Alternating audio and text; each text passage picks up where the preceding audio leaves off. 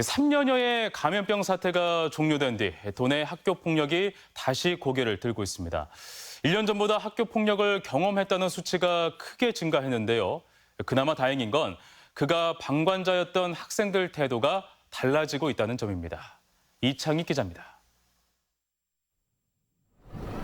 지난 10월 전주의 한 초등학교에서는 또래 남학생 10명이 악귀 퇴치 놀이를 이유로 한 학생을 집단으로 괴롭혔습니다.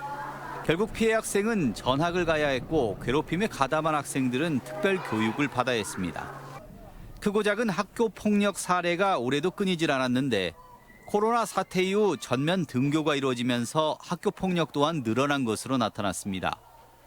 전북교육청이 지난 4월 온라인을 통해 도내 초중고생 14만 명을 설문조사한 결과 학교 폭력 피해 경험이 있다라고 응답한 학생 비율은 2.8%로 지난해보다 1% 가까이 오른 것으로 조사됐습니다.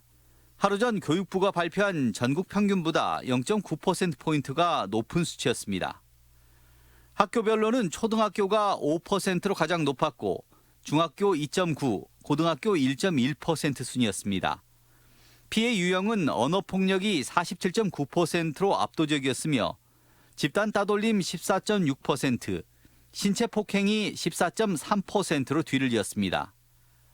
학교 폭력은 접촉이 잦은 일과 시간에 대부분 발생했으며 장소 역시 70%는 학내에서 발생하는 것으로 조사됐습니다.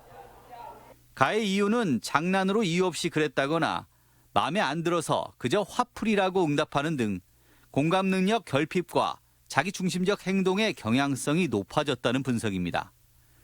그나마 다행인 건 학교 폭력을 목격했을 때 아무것도 하지 못했다는 응답보다 도움을 줬다는 응답이 많아진 점입니다.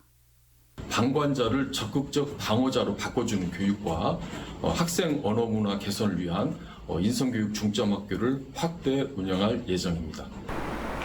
전북교육청은 또 내년 신설되는 학교폭력 예방지원센터와 학폭조사관 제도를 바탕으로 사안 처리의 공정성과 신속성을 더 높여나가기로 했습니다. MBC 뉴스 이창익입니다.